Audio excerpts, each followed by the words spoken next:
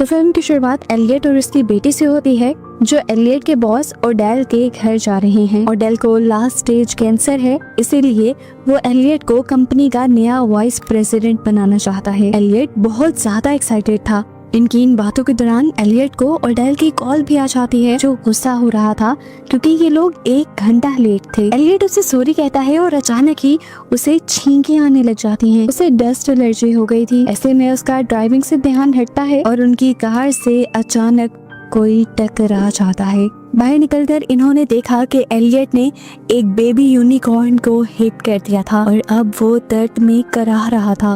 फ्रेडली ने उसके चमकते हुए सींगों को हाथ लगाया और उसे ऐसा लगा कि जैसे एकदम से वो किसी दूसरी दुनिया में चली गई हो। अभी वो ये सब एंजॉय कर ही रही थी कि उसे किसी के चिल्लाने की आवाज आई। उसने आँख खोलकर देखा तो उसके डैड चिल्ला रहे थे। उनके हाथ में एक कुल्हाड़ी थी जिससे बेरहमी से वो इस बेबी यूनिकॉर्न को मार रहे थे। फ्रेडली ने उन्हें ऐसा करने से मना भी किया, लेकिन वो रुके नहीं। ये लोग इस बेबी यूनिकॉर्न की बॉडी को भी अपने साथ लेकर जाने का डिसाइड करते हैं ताकि यहाँ से सबूत भी मिट जाए। फाइनली अब ये लोग ओडेल के घर पहुंच गए। इसके बाद हमें ओडेल और एलियट की मीटिंग दिखाई जाती है, जहाँ ओडेल उसे कहता है, मैंने अब अपनी मौत को एक्सेप्ट कर लिया है और मेरे बाद मुझे लगता है कि ये कंपनी सिर्फ तुम ही संभाल सकते हो। उसकी हाँ में हाँ मिलाते हुए एलियट इन्हें बिजनेस से रिलेटेड बहुत सारे प्रपोजल्स देने लग जाता है। इससे पहले कि ओडेल इन पेपर्स पर साइन कर देता, वो एलियट से कहता है, अभी नहीं, अभी मुझे लगता है कि मुझे तुम्हारे और रिडली के साथ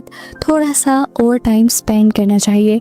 मैं तुम लोगों को थोड़ा और अच्छे से जानना चाहता हूँ। ऊपर हमें रिडली को दिखाया जाता है, जो बहुत ज्यादा हैरान थी। उसने अब जब अपना मुंह धोया तो उसके फेस पे बनी सारी एक्नीज बिल्कुल खत्म हो चुकी थी, इस तरह कि उसके फेस पे कभी कोई एक्नी थी ही नहीं। और ये सब हुआ था यूनिकॉर्न के ब्लड की वजह से जो उसके मुंह पे गिरा था। रिडली भागकर अपने डैड के पास आती है और उनसे कहती है, डैड मेरी बात सुने, कुछ अर्जेंट है, हमें फौरन यहाँ से जाना होगा। लेकिन एलियट मना कर देता है और कहता है कि हमें कुछ देर तक यहीं रुकना है क्योंकि ओडेल मेरे और तुम्हारे साथ टाइम बिताना चाहता है। अभी इनकी बातें ही हो रही थी कि एकदम से इन्हें जोरदार किसी के चिल्लाने की आवाज़ें आने लगी। बाहर से आने वाली आवाज़ और भी ज्यादा भयानक हो गई। भागकर सबने बाहर जाकर देखा, किसी चीज ने एलियट की कार की विंडो तोड़ी और बाहर निकल आया। ये सब एक यूनिकॉर्न को देखकर हैरान हो गए। यहाँ का सिक्योरिटी गार्ड भी डर जाता है और इस यूनिकॉर्न को शूट कर देता है। सब हैरान हुए, यही सवाल कर रहे थे, आखिर ये क्या चीज है। रिडले ने कहा, इतनी भी कोई रॉकेट साइंस नहीं, साफ नजर आ रहा है कि ये एक बेबी यूनिकॉर्न है। एलियट को भी लगा कि अब कुछ भी छुपाना ठीक नहीं, इसलिए उसने ओडेल के सामने कन्फेस कर लिया कि ये यूनिकॉर्न मेरी ही कार से हिट हुआ था। रिडली एलियट को बुलाती है और बताती है कि मेरे फेस के एक्नी भी अचानक से गायब हो गए। फिर एलियट को भी याद आया कि गाड़ी में उसे बहुत ज्यादा डस्ट एलर्जी हो रही थी, लेकिन यूनिकॉर्न का ब्लड गिरने के बाद उसे एक भी छींक नहीं आई।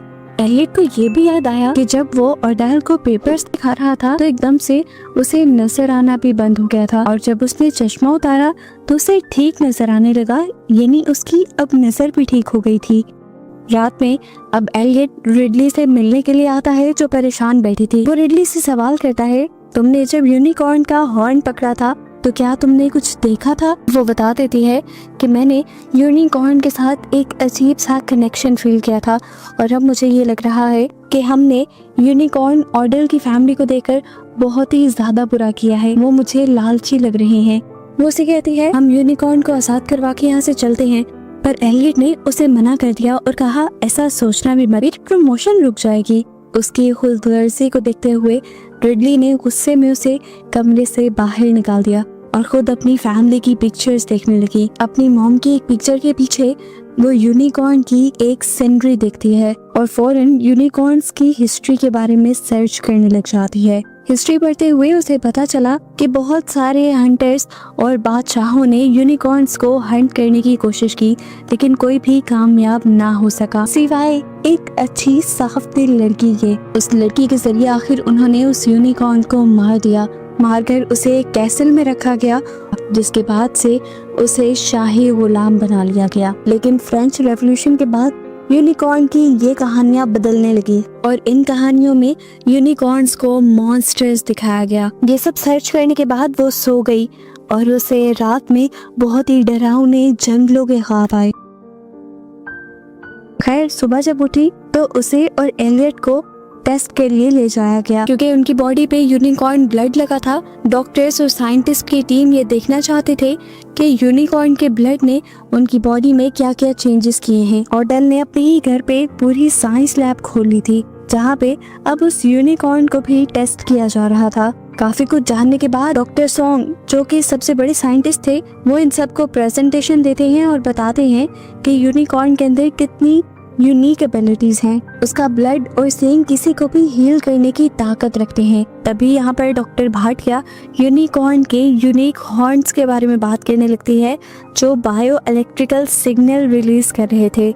लेकिन अपनी बात को कंफर्म करने के लिए इन्हें थोड़ी सी और स्टडी करनी थी। ऑडेल और ऑडेल का बेटा दोनों ही उनको इस चीज की परमिशन दे देते हैं। ये कंफर्म होने के बाद कि यूनिकॉर्न के सींग का पाउडर किसी भी बड़ी बीमारी को हील कर सकता है, उसे पहली मर्तबा एक्सपेरिमेंट किया जाता है ऑडेल पे ही, क्योंकि उसे लास्ट स्टेज कैंसर है, मरना उसे वैसे भी है। तो अगर एक्सपेरिमेंट का कोई साइड इफेक्ट हो भी गया तो उसे कोई एतराज नहीं। अभी ये सब हो ही रहा था कि एकदम से दूसरे डॉक्टर्स को पता चला कि यूनिकॉर्न्स के बायो इलेक्ट्रिकल सिग्नल और भी ज्यादा स्ट्रॉन्ग हो गए हैं। यहाँ एलियट और ऑडेल दोनों ही एक साथ बैठे थे। ऑडेल को अभी तक अपनी बॉडी में कोई नेगेटिव चीज नहीं फील हुई थी, यानी कोई तकलीफ फील नहीं हुई थी, तो इसीलिए उसे लग रहा था कि वो ठीक होने वाला है, जिसके लिए वो एलियट का शुक्रिया भी अदा करता है, क्योंकि उसकी वजह से उसे नई जिंदगी मिल रही थी। वो एलियट को अपना बिजनेस पार्टनर भी कहता है और इतनी सी बात से एलियट खुश हो जाता है।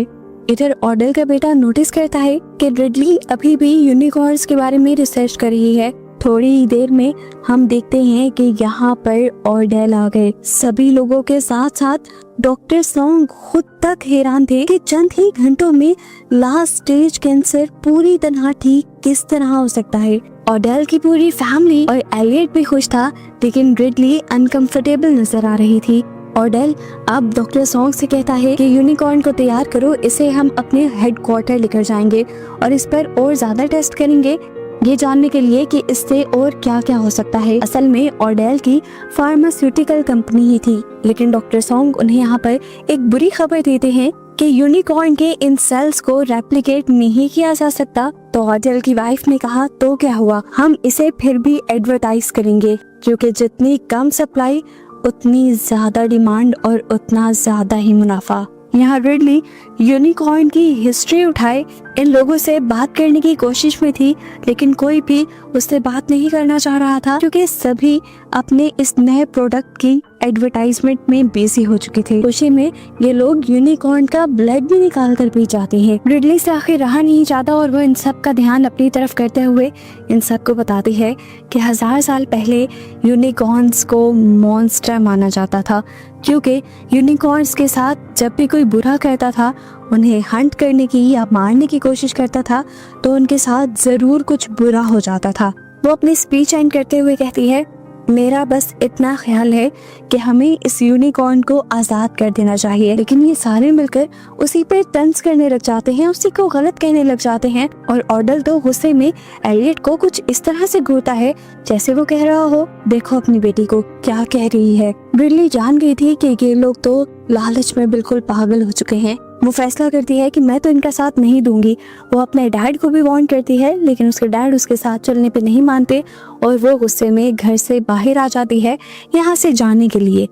उसे आसमान में कुछ अजीब रोशनियां दिखाई देती हैं, जबकि यहाँ हम देखते हैं कि उस यूनिकॉर्न को सेफली हेडक्वार्टर्स में पहुंचाने के लिए एक अजीब सी टनल बनाई गई थी। डॉक्टर सॉन्ग और बथरा जब यूनिकॉर्न को इस टनल से ले जा रहे थे, तो अचानक से उनकी मशीन्स ने सेंस किया कि यूनिकॉर्न के हॉर्न से निकलने वाले बायो इलेक्ट्रिकल सिग्नल्स एकदम से एक हद से ज्यादा स्ट्रॉन्ग हो गए हैं।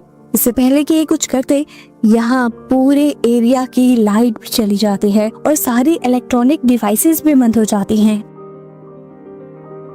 अब ऑडेल एलियट को देखने के लिए भेजता है कि क्या प्रॉब्लम हुई है। वो जैसे ही इन्वेस्टिगेट करने के लिए टनल के अंदर जाता है, तो क्या देखता है कि टनल फट के एक बड़ा सा हॉर्न डॉक्टर सॉन्ग के जिस्म में स्टैब हो गया। टनल के अंदर के ही साय से एलियट देख पाता है कि बाहर एक बहुत बड़ा यूनिकॉर्न उड़ा रहा है, जिससे सबको बचाने के लिए बाहर मौजूद गार्ड्स उनके ऊपर गोलियां बरसाना शुरू कर देते हैं। यहाँ गाड़ी के अंदर अब रेडली के ऊपर भी यूनिकॉर्न्स हमला कर चुके थे। अपनी बेटी को बचाने के लिए भागकर एलियट रेडली के पास जाता है और उसे कार से निकालने में कामयाब हो जाता है। अब वो यूनिकॉर्न जिससे रिडली को एलियट ने बचाया था, वो एलियट के ऊपर ही हमला करने वाला था। तो अपने डैड को बचाने के लिए रिडली कहती है डैड भागे, और वो खुद यूनिकॉर्न का ध्यान भटकाने में लग जाती है। लेकिन जब वो क्रिएचर रेडली के करीब पहुंचता है तो रेडली फील करती है कि वो क्रिएचर तो रेडली को नुकसान पहुंचाना ही नहीं चाह रहा, और रेडली के करीब आते ही उसका यूनिकॉर्न हॉर्न भी चमकने लग जाता है। इससे पहले कि रेडली उसे टच करती, गार्ड्स ने इस यूनिकॉर्न के ऊपर भी गोलियां बरसाना शुरू कर दी, जिसकी वजह से यूनिकॉर्न को यहाँ से भागना पड़ा। जमीन पे बहुत सारा ब्लड पड़ा हुआ था, जिससे इन लोगों को ये भी पता चल गया कि गार्ड ने उन यूनिकॉर्न्स को जख्मी कर दिया है। अंदर हम देखते हैं कि ऑडेल का बेटा अब रिडली को ही डांट रहा था कि तुमने इस बारे में पहले क्यों नहीं बताया कि इस बेबी यूनिकॉर्न के माँ बाप भी यहाँ हमला करने के लिए आ सकते हैं। रिडली ने कहा मैंने तुम्हें बताया था और मैं बताना चाह भी रही थी, लेकिन कोई मेरी सुनता तो तब ना। यहाँ पर रिडली सबके सामने ये कन्फेस कर देती है कि उसे यूनिकॉर्न से किसी खास किस्म की अट्रैक्शन फील हो रही है। ऐसे ही उसे एक अजीब सा कनेक्शन फील हुआ था बेबी यूनिकॉर्न को टच करके, और अब उसके पेरेंट्स के करीब आने पर भी उसे ऐसा ही कुछ कनेक्शन फील हो रहा है। उसकी बात सुनकर ऑडेल की वाइफ कहती है शायद इसी वजह से यूनिकॉर्न ने उसके ऊपर हमला नहीं किया। अब रिडली इन्हें समझाती है कि टाइम आ गया है, आप लोग बेबी यूनिकॉर्न को छोड़ दें। लेकिन यहाँ पर ऑडेल बहुत ही चालाक था। ऑडेल इसकी बात को घुमाते हुए कहता है अरे ऐसे ही किसी मासूम की मौत को हम जाया थोड़ी जाने देंगे, हम तो उन जख्मी यूनिकॉर्न्स को भी पकड़ेंगे ताकि ज्यादा से ज्यादा उनका फायदा उठाया जा सके। ऑडेल का बेटा डॉक्टर भाटिया को बातों में लगाता है और उसके पास से यूनिकॉर्न का पाउडर चुरा लेता है और अकेले में जाकर उन्हें ड्रग्स की तरह इस्तेमाल करता है। यहाँ रिडली अब बाहर कार में जाकर बैठ चुकी थी, क्योंकि वो और यहाँ नहीं रह सकती थी, इतना जुल्म वो नहीं देख सकती थी। उसने आसमान में देखा, उसे दोबारा से वही रोशनियां नजर आई जो पहले भी देख चुकी थी, और अब उसे ख्याल आया कि वो अपने डैड को भी ऐसे नहीं छोड़कर जा सकती। उसकी नजर दोबारा ऊपर बनी रोशनियों पर जाती है और उसे उन रोशनियों में कुछ बना हुआ दिखाई देता है। वो अब जल्दी से घर के अंदर जाती है और यूनिकॉर्न की पेंटिंग्स जो उसने निकाली थी उन सबको जोड़कर उन सबको इंटरलिंक करने लगती है, और उसे पता चलता है कि यूनिकॉर्न के पास ये एबिलिटी है कि वो अपने आप को हील कर सकते हैं। ऑडेल और एलियट जिन यूनिकॉर्न को जख्मी समझकर उनके शिकार पर गए थे, वो यूनिकॉर्न इनको भी नुकसान पहुंचा सकते थे। एलियट खतरे में था, रिडली फौरन उसे इन्फॉर्म करती है। दूसरी तरफ हमें दिखाया गया कि एलियट का मोबाइल भी बजने लगा और खतरे का अंदाजा हो गया।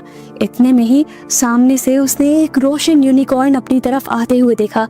इससे पहले कि वो किसी को कुछ कहता, वो यूनिकॉर्न उनके एक गार्ड के ऊपर एकदम से हमला कर देता है। ऑडेल और एलियट जल्दी से पीछे घर की तरफ भागे, जबकि वो यूनिकॉर्न पीछे से बहुत सारे गार्ड्स को मारते हुए इनके पीछे ही आ रहे थे। यहाँ पर ऑडेल अब आगे आकर उस यूनिकॉर्न के ऊपर कंट्रोल पाने की कोशिश करता है, लेकिन यूनिकॉर्न अपना हॉर्न उसके जिस्म में स्टॉप करते हुए उसकी भी जान ले लेता है।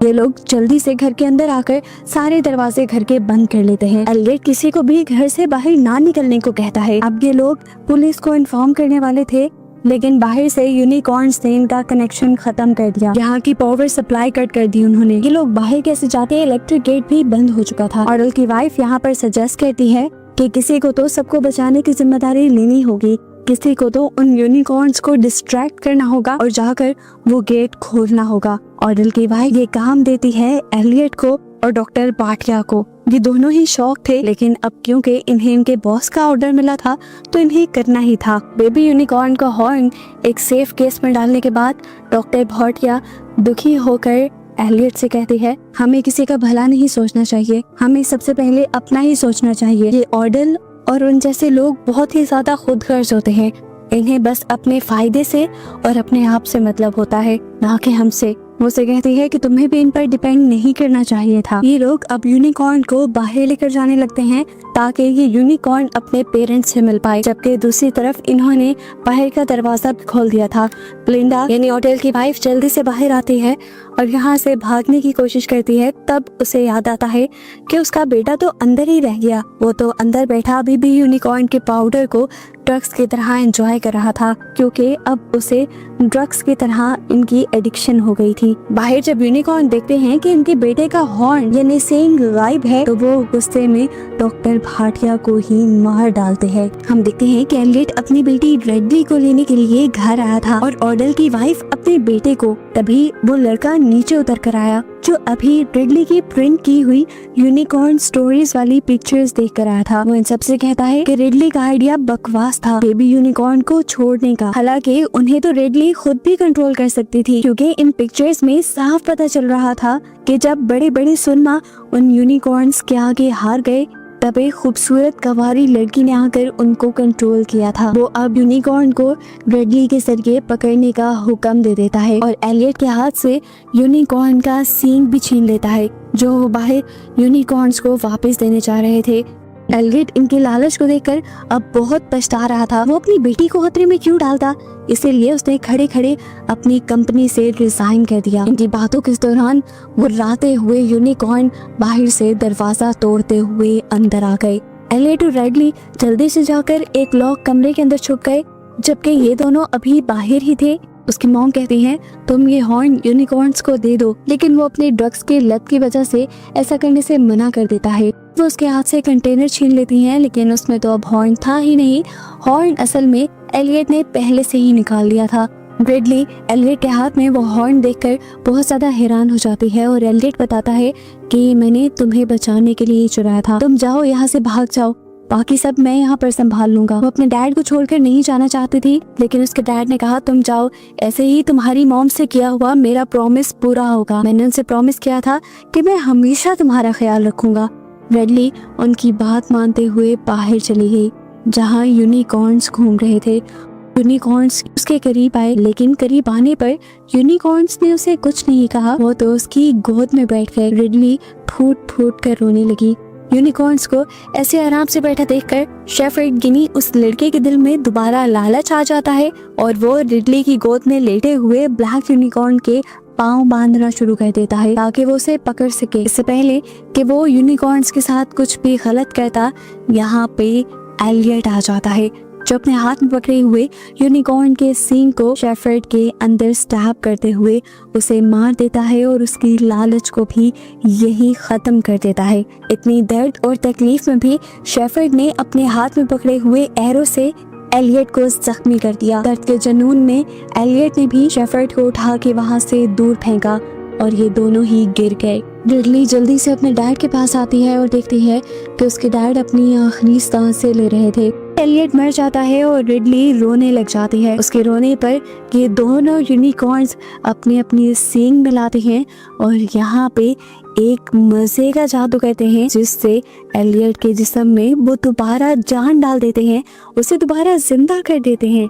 रिडली अपने डैड को दोबारा से जिंदा देखकर बहुत ज्यादा खुश थी।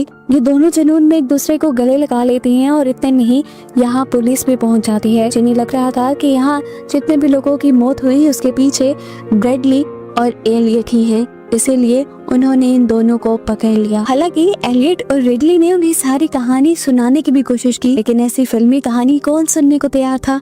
लेकिन तभी यूनिकॉर्न्स भागते हुए आते हैं और इन्हें सिग्नल्स देते हैं। वो रिडली को ऐसे मुसीबत में नहीं छोड़ सकते थे। यूनिकॉर्न्स को इनकी तरफ आता दिखाते हुए ये मूवी यहाँ पर खत्म हो जाती है।